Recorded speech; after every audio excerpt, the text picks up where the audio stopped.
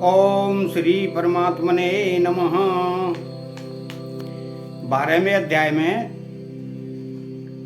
परीक्षित के जन्म के बारे में बता रहे हैं। तो शौनक जी ने कहा कि अश्वत्थामा ने जो अत्यंत तेजस्वी ब्रह्मास्त्र चलाया था उससे उत्तरा का गर्भ नष्ट हो गया था, परंतु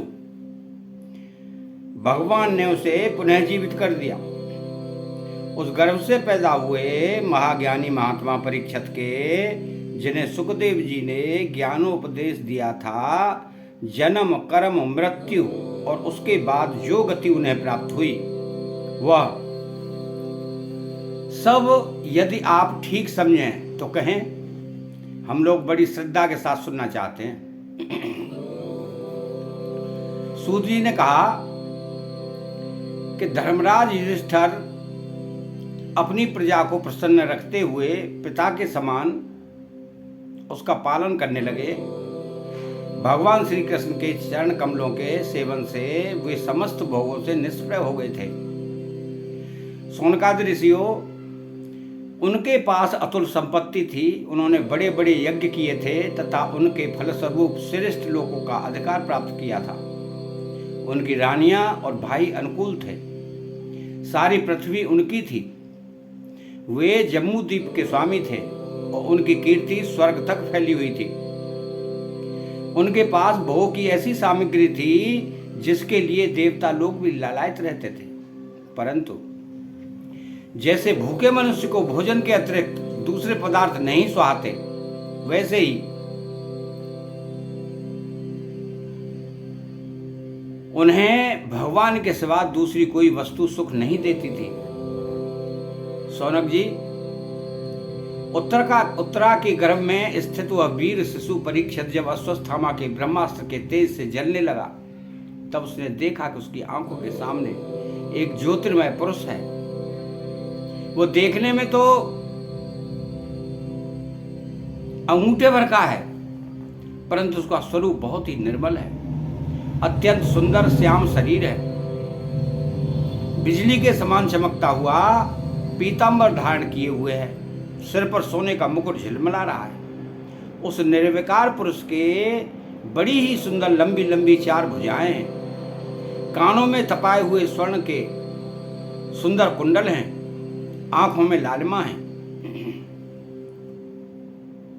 हाथ में लूके के समान जलती हुई गदा लेकर उसे बार बार घुमाता जा रहा है और स्वयं शिशु के चारों ओर घूम रहा है। जैसे सूर्य अपनी किरणों से कोहरे को भगा देते हैं, वैसे ही वह उस गदा के द्वारा ब्रह्मास्त्र के तेज को शांत करता जा रहा था।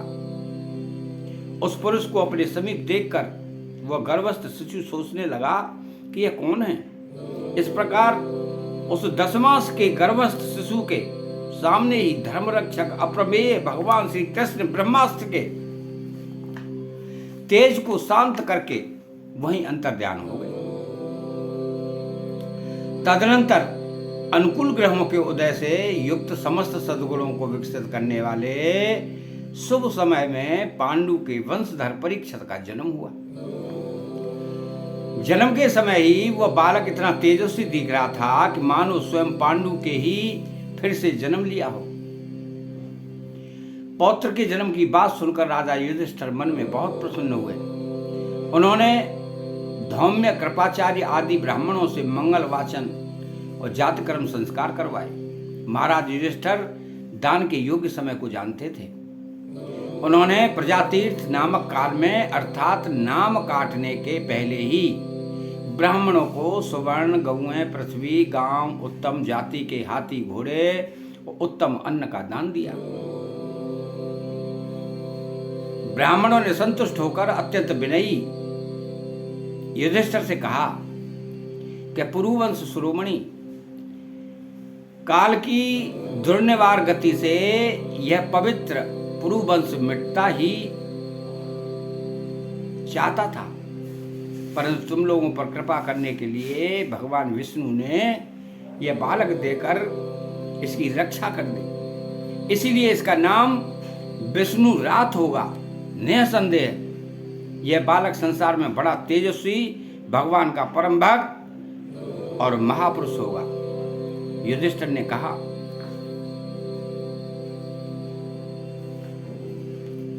महात्माओं, ये बालक क्या अपने उज्ज्वल यश से हमारे वंश के पवित्र कीर्ति महात्मा राजर्षियों का अनुसरण करेगा? तो ब्राह्मणों ने कहा, धर्मराज, यह मनुपुत्र इक्ष्वाकु के समान अपनी प्रजा का पालन करेगा तथा दशरथ नंदन भगवान श्री राम के समान ब्राह्मण भक्त और सत्य प्रतिज्ञ होगा। यह उनीश्वर नरेश शिव के समान दाता और शरणागत वत्सल होगा तथा याज्ञिकों में दुष्यंत के पुत्र भरत के समान अपने वंश का बड़ा यश फैलाएगा। धनुर्धरों में यह सहस्रबाहु अर्जुन और अपने दादा पार्थ के समान अग्रगण्य होगा। यह अग्नि के समान दुर्धर्ष और समुद्र के समान दुरस्तर होगा। यह सिंह के समान पराक्रमी और हिमाचल की तरह आश्रय लेने योग्य पृथ्वी के सदृश तितिक्षु और माता पिता के समान सहनशील होगा। इसमें पिता में ब्रह्मा के समान समता रहेगी। भगवान शंकर की तरह यह कृपालु होगा और संपूर्ण प्राणियों को आश्रय देने में यह लक्ष्मीपति भगवान विष्णु के समान होगा। यह समस्त सद्गुणों की महिमा धारण करने में श्री कृष्ण का अनुयायी होगा। रंती देव के समान उदार होगा और ययाति के समान धार्मिक होगा। धैर्य में बलि के समान, भगवान श्री कृष्ण के प्रति दृढ़ निष्ठा में यह प्रहलाद के समान होगा। यह बहुत से अश्वमेध यज्ञों का करने वाला और वृद्धों का सेवक होगा। इसके पुत्र राजर्षि होंगे। मर्यादा का उल्लंघन करने वालों को यह दंड देगा। यह पृथ्वी माता धर्म की रक्षा के लिए कलयुग का भी दमन करेगा। ब्राह्मण कुमार के साप से तक्षक के द्वारा अपनी मृत्यु सुनकर यह सबकी आसक्ति छोड़ देगा और भगवान के चरणों की शरण लेगा। राजन, व्यास नंदन सुखदेव जी से यह आत्मा के यथार्थ स्वरूप का ज्ञान प्राप्त करेगा और अंत में गंगा तट पर अपने शरीर को त्याग कर निश्चय ही अभय पद प्राप्त करेगा। ज्योतिष शास्त्र के विशेषज्ञ ब्राह्मण राजा युधिष्ठिर को इस प्रकार बालक के जन्म लग्न का फल बतलाकर और भेंट पूजा लेकर अपने अपने घर चले गए। वहीं यह बालक संसार में परीक्षित के नाम से प्रसिद्ध हुआ, क्योंकि वह समर्थ बालक गर्भ में जिस पुरुष का दर्शन पा रहा था उसका स्मरण करता हुआ लोगों में उसी की परीक्षा करता रहता था कि देखें इनमें से कौन सा वह है। जैसे शुक्ल पक्ष में दिन प्रतिदिन चंद्रमा अपनी कलाओं से पूर्ण होता हुआ बढ़ता है, वैसे ही वह राजकुमार भी अपने गुरुजनों के लालन पालन से क्रमशः अनुदिन बढ़ता हुआ शीघ्र ही सयाना हो गया। इसी समय स्वजनों के वध का प्रायश्चित करने के लिए राजा युधिष्ठिर ने अश्वमेध यज्ञ के द्वारा भगवान की आराधना करने का विचार किया, परंतु प्रजा से वसूल किए हुए कर और दंड की रकम के अतिरिक्त और धन न होने के कारण वे बड़ी चिंता में पड़ गए। उनका अभिप्राय समझकर भगवान श्री कृष्ण की प्रेरणा से उनके भाई उत्तर दिशा में राजा मरुंत और ब्राह्मणों द्वारा छोड़ा हुआ बहुत सा धन ले आए। उससे यज्ञ की सामग्री एकत्र करके धर्मवीरु महाराज युधिष्ठिर ने 3 अश्वमेध यज्ञों के द्वारा भगवान की पूजा की।